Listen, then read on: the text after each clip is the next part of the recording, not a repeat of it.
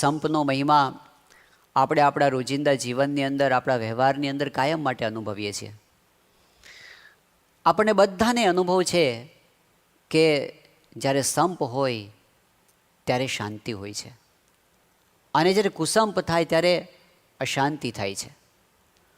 કુટુંબની અંદર જ્યારે બે માણસો વચ્ચે કંઈક બોલાચાલી થાય, પિતા પુત્ર વચ્ચે, ભાઈ ભાઈ વચ્ચે, સાસુ વહુ વચ્ચે, ભલે ને કદાચ 5-10 મિનિટ માટે જ ઉગ્રતાથી બોલાયું હોય, આખા ઘરનું વાતાવરણ તંગ બની જાય છે. કલાકો સુધી એની અસર રહે છે.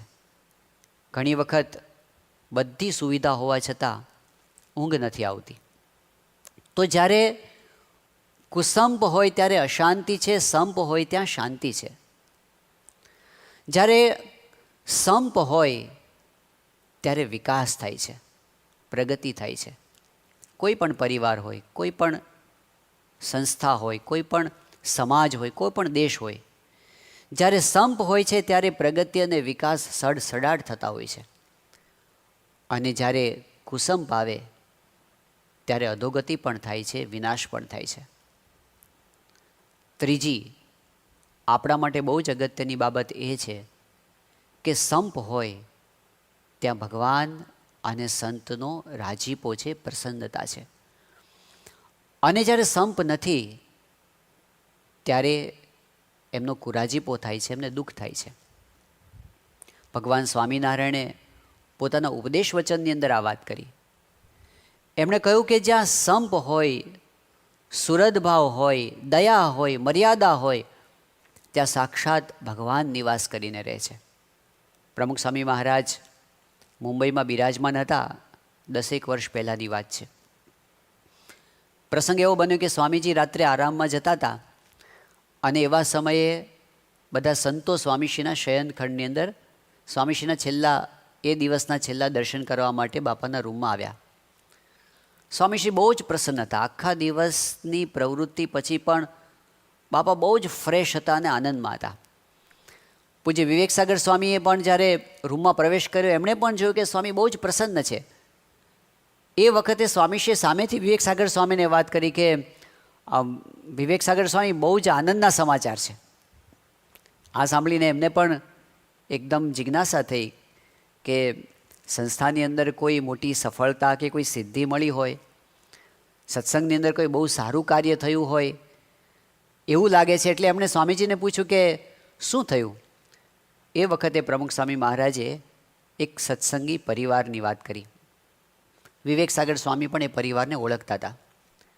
સ્વામીશ્રીએ કહ્યું કે આ પરિવારની અંદર પતિ પત્નીને 30 વર્ષથી અણબનાવ હતો, જુદા રહેતા હતા.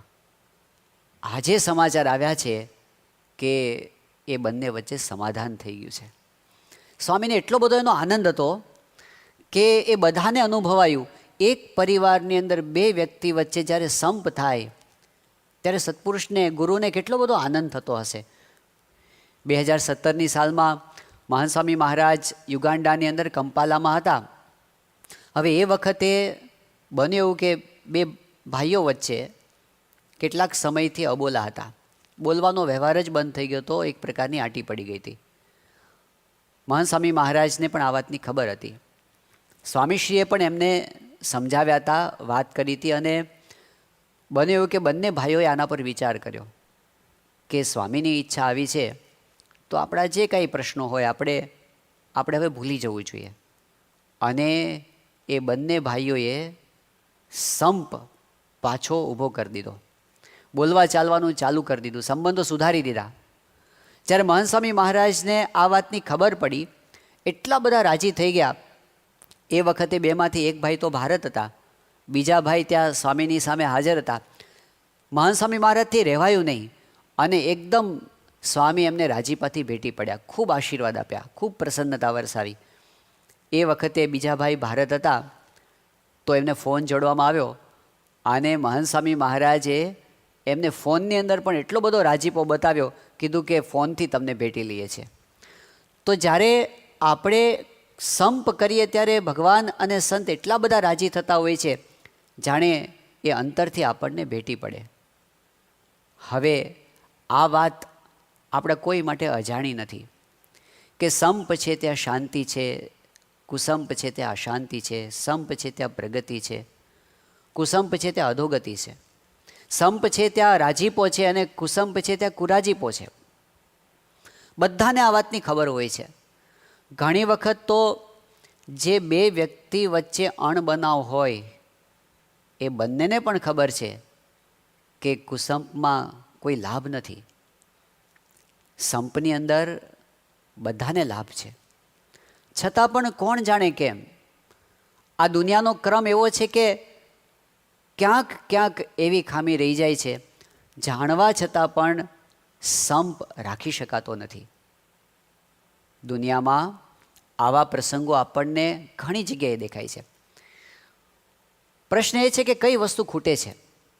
આ વસ્તુને આપણે જરા સૈદ્ધાંતિક રીતે સમજીએ. પ્રમુખ સ્વામી મહારાજ 2007ની સાલમાં આફ્રિકાની અંદર મોમ્બાસા શહેરમાં હતા. એ વખતે પ્રમુખ સ્વામી મહારાજ ભોજન અંગીકાર કરતા હતા અને સામે ઘણા બધા હરિભક્તો દર્શન કરવા માટે બેઠા હતા. ભારતના પણ હરિભક્તો હતા, ઇંગ્લેન્ડના પણ હતા, અમેરિકાના પણ હતા. સ્વામી બાપા પાસે સત્સંગની વાતો થતી હતી, રિપોર્ટિંગ થતું હતું.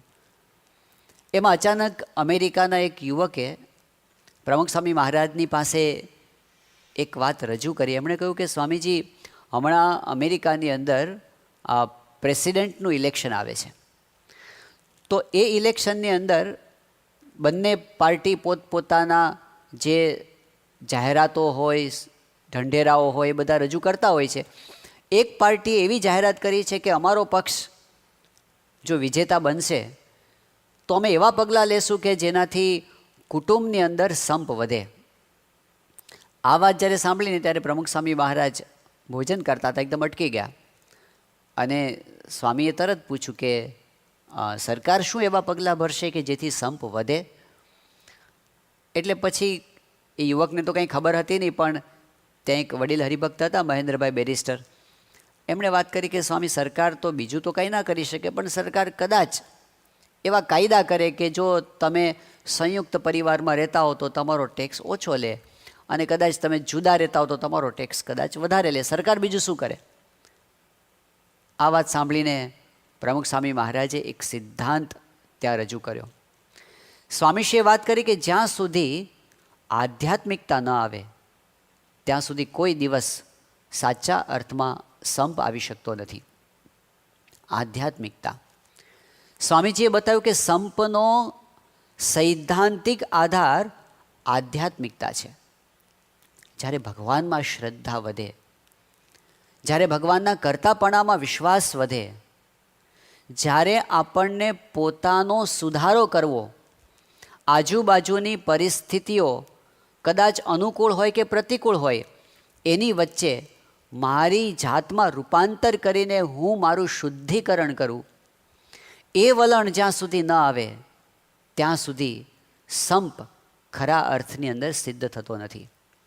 કદાચ બાહ્ય રીતે આપણે કંઈક કરીએ, નાના મોટા ઉપાયો, અમુક ટેકનિક અજમાવીએ, સંપ રાખવા માટે આપણે ઉપરથી કોઈની સાથે સારું સારું બોલીએ, કદાચ એની હાજરીમાં આપણે એની પ્રશંસા કરીએ, કદાચ એમની સાથે હસીને બોલીએ, કદાચ એવી કંઈક ટેકનિક અજમાવીએ કે એનું નામ દઈને બોલાવીએ, કોઈ વ્યક્તિ હોય તો એનો જન્મદિવસ યાદ કરીને આપણે એને અભિનંદન પાઠવીએ. આ બધી વસ્તુઓ સારી છે અને એનાથી એક પોઝિટિવ ઇમ્પેક્ટ આવે છે. પરંતુ જ્યારે આપણે બાહ્ય રીતે કોઈની સાથે સારો વ્યવહાર કરતા હોઈએ કે કરવા પ્રયત્ન કરતા હોઈએ, એ વખતે જો આપણામાં પ્રામાણિકતા ના હોય, આપણે અંદરથી જો એના પ્રત્યે સારો ભાવ ન રાખતા હોઈએ, એની હાજરીમાં સારું બોલીએ પણ પાછળથી જો એની નિંદા કરતા હોઈએ, તો કોઈ દિવસ સંપ ટકી શકતો નથી. અને જ્યારે એ વ્યક્તિને આવી ખબર પડે છે ત્યારે જેટલું કંઈ આપણે સંપ માટે ભેગું કર્યું હોય ને, એક સાથે આખો મહેલ તૂટી પડે છે, વિશ્વાસ છૂટી જાય છે. there is no real friendship without confidence and there is no confidence without integrity. જ્યાં સુધી વિશ્વાસ ન હોય એકબીજાનો, ત્યાં સુધી કોઈ મિત્રતા, કોઈ સંબંધ ટકી શકતા નથી. અને વિશ્વાસ શેના પર આધાર રાખે છે? આપણી ઇન્ટિગ્રિટી પર, પ્રામાણિકતા પર. અંદરથી આપણે કેટલો સારો ભાવ સામેવાળી વ્યક્તિ પ્રત્યે રાખીએ છીએ, ધરાવીએ છીએ, આનું નામ આધ્યાત્મિકતા છે. સંપ રાખવાની અંદર આપણને પ્રશ્ન ક્યાં થાય છે? ઘણી વખત એવું થાય કે આપણે સંપ રાખવા માટે પ્રયત્ન કરતા હોઈએ, પણ સામેવાળી વ્યક્તિ પાસેથી એવો સહકાર ન મળે. એ વખતે આપણે શું કરવું જોઈએ? પ્રમુખ સ્વામી મહારાજે એક વખત આનો જવાબ આપતા વાત કરી હતી. સ્વામીજીએ કીધું કે સંપની બાબતમાં સામેવાળો શું કરે છે કે શું નથી કરતો એ જોવાનું જ નથી. હું શું કરીશ? સ્વામીજી બોલ્યા કે આપણે જ સહન કરવાનું છે, આપણે જ મનગમતું મૂકવાનું છે, આપણે જ અનુકૂળ થવાનું છે ને આપણે જ ઘસાવાનું છે. બીજાનો વિચાર ન કરવો. સંપ એવી સોદાબાજી નથી કે હું તમારા માટે આટલું કરું તો તમારે મારા માટે આટલું કરવાનું, અને હું ત્યારે જ કરું કે જો તમે આટલું કરો. સંપ એ તો સમર્પણ છે. રામ પરિવારની અંદર જ્યારે એવી ઘટના બની, આખો પરિવાર છિન્ન ભિન્ન થઈ જવાના આરે આવી ગયો હતો. મંથરા એની કાન ભંભેરણીથી કૈકેયી પોતે અયોગ્ય માંગણી કરી બેઠા. દશરથ એક બાજુ મૃત્યુ પામ્યા. રામચંદ્રજીને વનવાસ આવ્યો. આ એક એવો પ્રસંગ હતો જે પ્રસંગે જો કોઈ વિચાર હક દાવાનો કરે તો પરિવારમાં કેટલા ભાગલા પડી જાય. પણ રામચંદ્રજીએ ત્યાગ કર્યો, વનમાં જવા તૈયાર થયા. લક્ષ્મણજીએ ત્યાગ કર્યો, રામચંદ્રજીની સાથે જવા તૈયાર થયા. લક્ષ્મણજીના પત્ની ઉર્મિલાજીએ ત્યાગ કર્યો, પોતાના પતિને સુખેથી વનમાં જવા માટેની પરવાનગી આપી. એટલું જ નહીં, જ્યારે રામચંદ્રજીએ ઉર્મિલાજીને કહ્યું કે તમે કંઈક મારી પાસેથી માગો, ત્યારે ઉર્મિલાએ એ જ કહ્યું કે હું તમારી પાસે એટલું માગું છું કે લક્ષ્મણજી તમારી સાથે વનમાં આવે છે તો એને મારી યાદ ન આવે, તમારી સેવા સારી રીતે કરી શકે, એમાં હું વિઘ્નરૂપ ન બનું, એટલું હું તમારી પાસેથી માગું છું. ત્યાગ, સમર્પણ. ભરતે ત્યાગ કર્યો, સમર્પણ કર્યું, રાજ્ય ગાદી પર રામની પાદુકાને પધરાવી. અને સીતાજીએ પણ ત્યાગ કર્યો. કષ્ટો તો ઘણા આવ્યા. રાજ્ય છોડીને સીતાજીને વનમાં જવાનો વારો આવ્યો. પ્રસંગ એવો બન્યો તો એમને રામચંદ્રજીનો વિયોગ થયો અને રાવણની પાસે લંકામાં રહેવાનું થયું.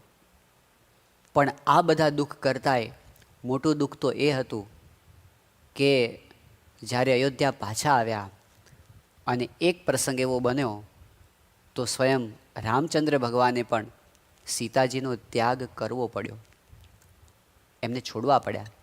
સીતાજી વનમાં ગયા, પણ એ વખતે પણ ભાવના કઈ હતી?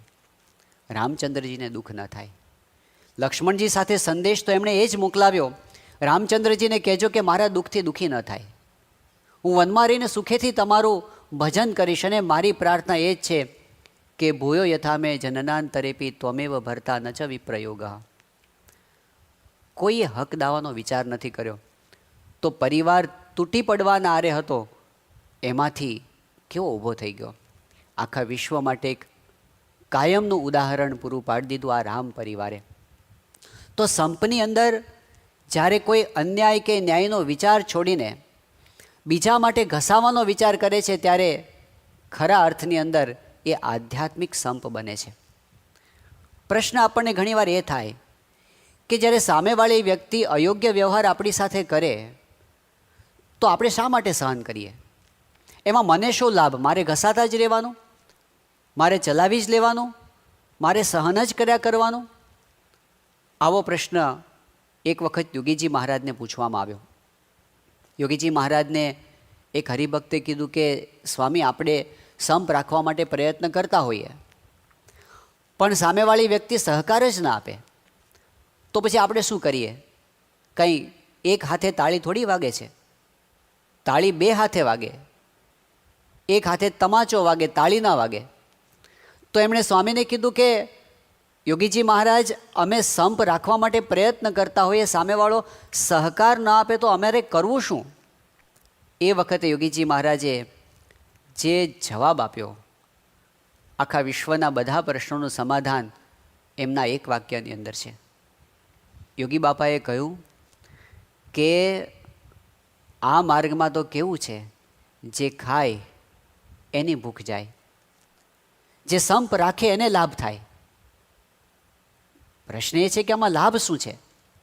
આપણે તો સહન કરવાનું આવે છે, આપણે તો મૂકી દેવાનું આવે છે, આમાં લાભ શું?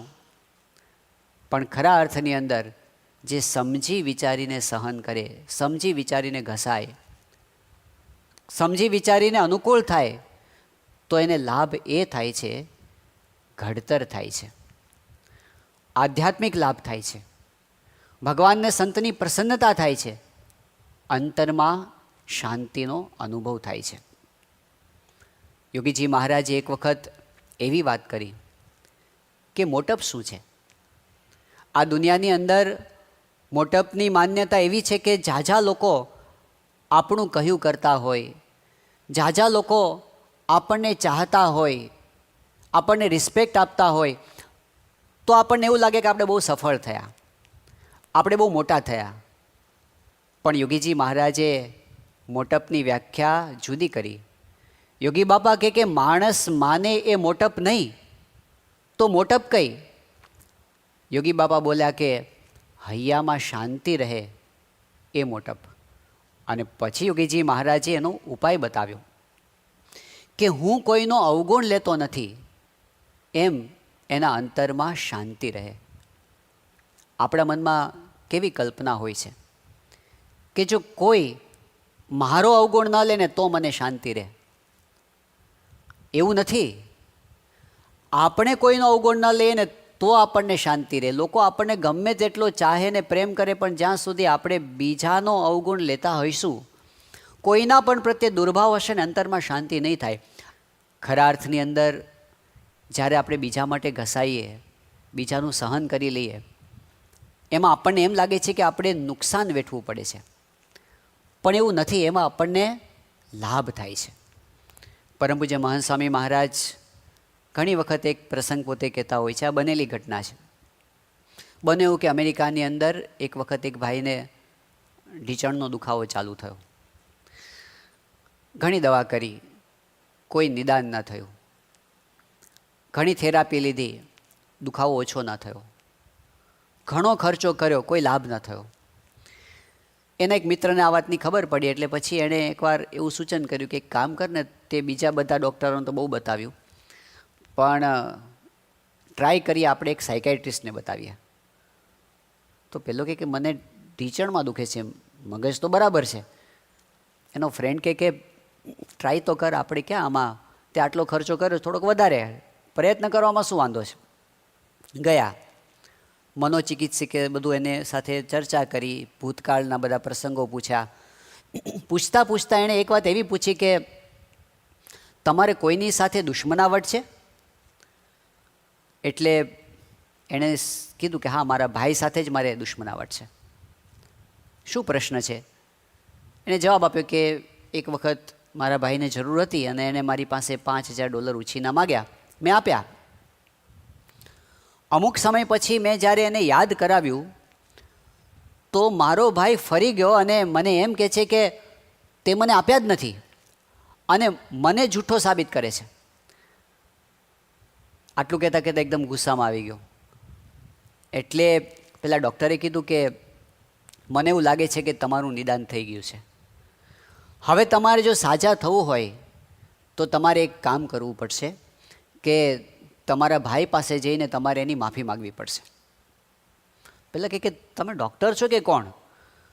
5,000 એ ઉછીના લઈ ગયો છે, ખોટું એ બોલે છે અને માફી મારે માગવાની? ડૉક્ટરે કીધું કે તમારે સાજા થવું હોય તો આ કરવું પડશે. પેલો માણસ એકદમ ગુસ્સે થઈ ગયો. એણે કીધું જાઓ, મારે સાજા નથી થવું. ઘર ભેગો થઈ ગયો. 2-4 દિવસ થયા, પાછો એક એવો એટેક આવ્યો દુખાવાનો. ફરી વખત એનો મિત્ર એ ડૉક્ટર પાસે લઈ ગયો. એ ડૉક્ટરે ફરી એને સમજાવીને વાત કરી કે તમારે એકવાર તો માફી માગવી જ પડશે. અને એ તૈયાર થયો, એના ભાઈના ઘરે ગયો, બારણું ખખડાવ્યું. ભાઈ આને જોઈ એને થયું કે નક્કી ઉઘરાણી કરવા આવ્યો હશે. પાણી કીધું કે જો ભાઈ, હું ઉઘરાણી કરવા નથી આવ્યો, તને મળવા આવ્યો છું. બંને બેઠા. બોલ, શું કામ છે? એણે કહ્યું કે આપણી પેલી 5,000 વાળી વાત હતી ને, મને એવું લાગે છે કે મેં તને નહીં બીજા કોઈને આપ્યા હશે. મારા મનમાં એમ કે તને આપ્યા હશે. હવે જે થયું તે થઈ ગયું, એ વાત તું ભૂલી જા. પણ હું તો તારી માફી માગવા એટલા માટે આવ્યો છું કે મેં અત્યાર સુધી તને બહુ ખરાબ શબ્દો કયા, તારા વિશે જેમ તેમ બોલ્યો, બહાર પણ બીજે તારા વિશે એવી વાતો કરી, પણ સોરી, તું મને માફ કરજે. આવું કહીને એના ભાઈને જરા અંતરદૃષ્ટિ થઈ. એણે કીધું કે ના ભાઈ, એવું નથી, આમ તો તે મને જ આપ્યા છે, પણ મારી પાસે હમણાં સગવડ નથી. તું થોડી ધીરજ રાખજે, હું ધીમે ધીમે કરીને બધા આપી દઈશ. એટલું બધું હળવું વાતાવરણ થઈ ગયું. એ દિવસે એને એટલી સારી ઊંઘ આવી. બીજે દિવસે દુખાવો અડધો થઈ ગયો અને 2-4 દિવસમાં તો દુખાવો ગાયબ. હવે આપણને એમ થાય કે દુખાવો ઢીચણનો હતો અને પ્રોબ્લેમ મનમાં પોતાના ભાઈ પ્રત્યેની વેર ભાવના હતી.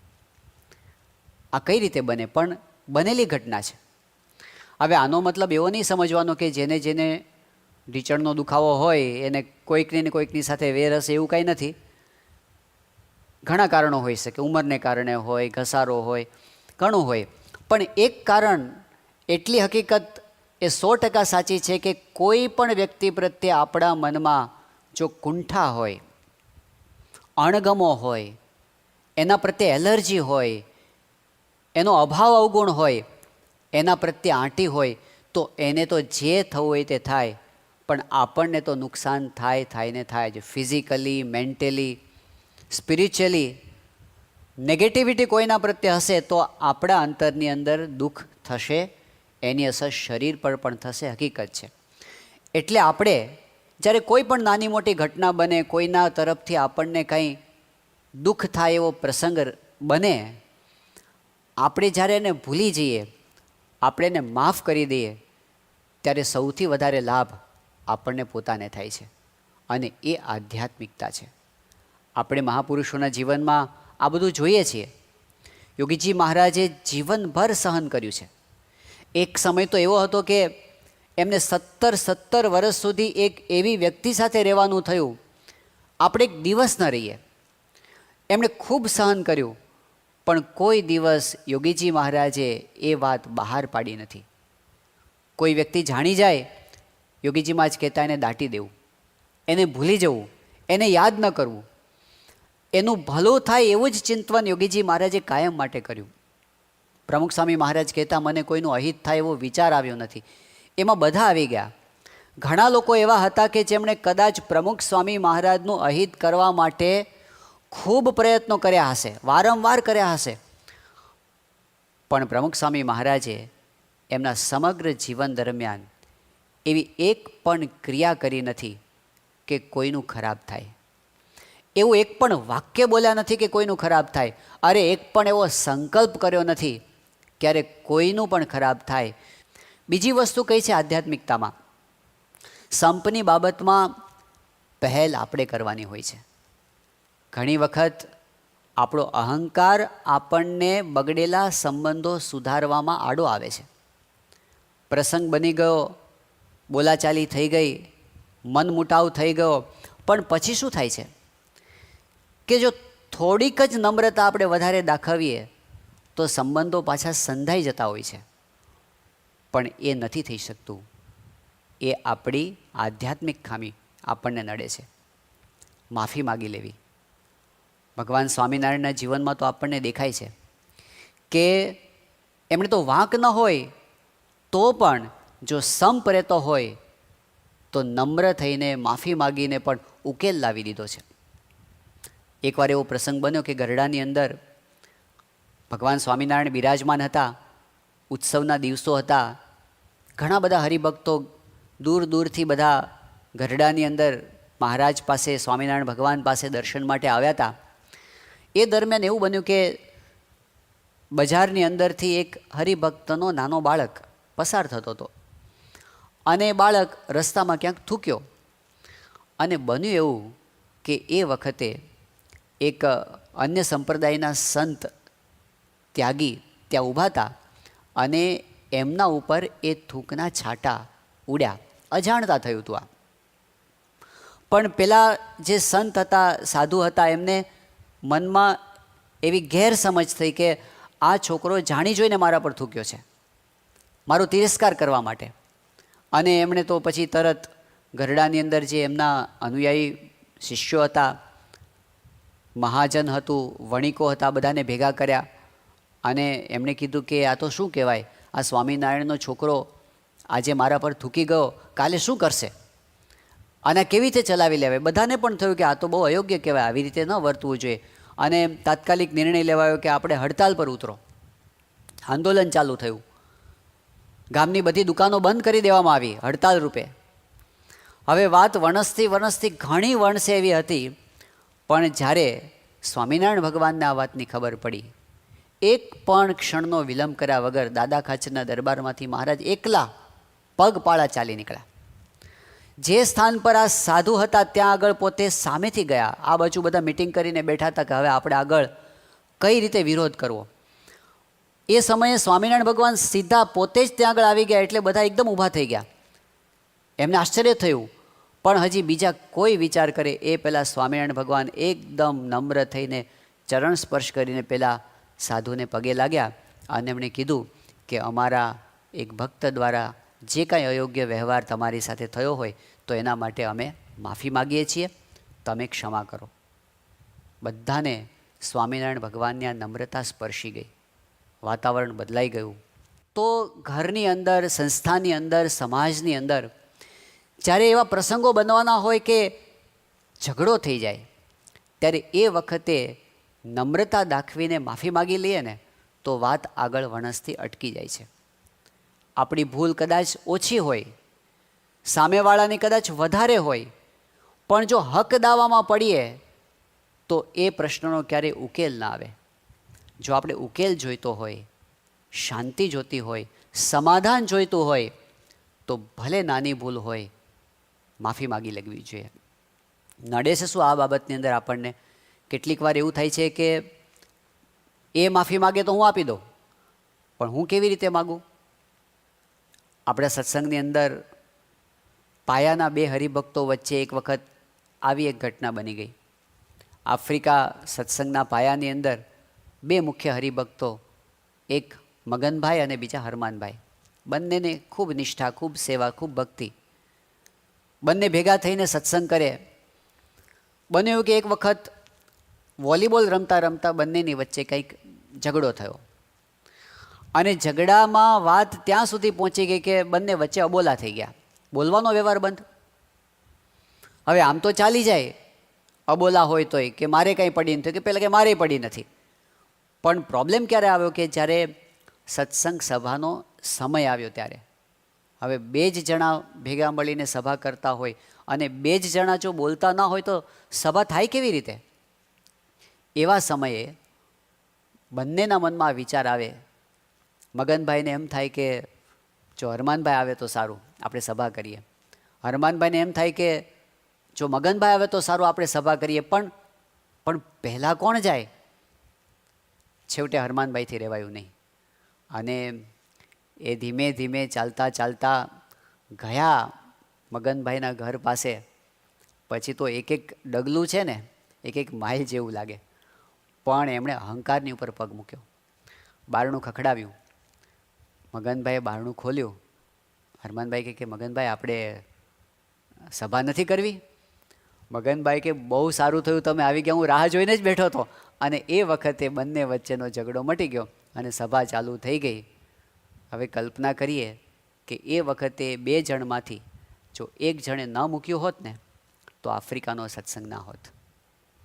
જ્યારે કોઈ મોવડી વ્યક્તિ હોય, વરિષ્ઠ વ્યક્તિ હોય અને એમાં જ્યારે બે જણ વચ્ચે ઝઘડો હોય, મનદુખ હોય, એમાં જો એક જણ મૂકી ના શકે ને તો બધાને સહન કરવાનો વારો આવે છે. કોણ પહેલાં મૂકે? ઘણી વખત એવું થાય છે, વર્ષો નીકળી જાય આમાં અહંકારમાં ને અહંકારમાં, હું કેમ મૂકી દઉં, હું કેમ મૂકી દઉં. પણ એવા સમયે જ્યારે આપણે નમ્ર થઈ જઈએ તો બધી રીતે આપણને પણ લાભ છે અને આખા સમુદાયને પણ લાભ છે. છેવટે આપણે મહાન સ્વામી મહારાજના વચનોને યાદ કરીએ. ગોંડલની અંદર જે મહાન સ્વામી મહારાજે પત્ર લખ્યો સંપ માટેનો, એમાં એમણે એક વાત આદેશ રૂપે લખી છે. એમણે કીધું કે હું કેવી રીતે બોલીશ તો સંપ વધશે એનો વિચાર કરવો. પછી આગળ વધ્યા સ્વામી, હું કેવી રીતે મારા મનમાં વિચાર કરીશ તો સંપ વધશે, આનું પ્લાનિંગ કરવાની વાત કરી.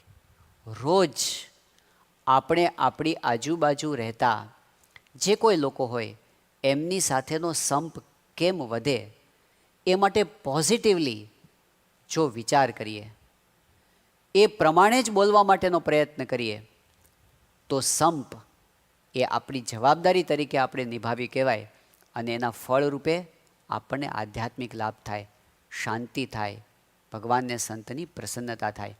તો સંપની બાબતની અંદર આપણને આપણા શાસ્ત્રોએ, ભગવાન સ્વામિનારાયણે અને આપણા મહાન ગુરુવર્યોએ જે ઉપદેશ આપ્યો છે એ એટલો સચોટ ઉપદેશ છે.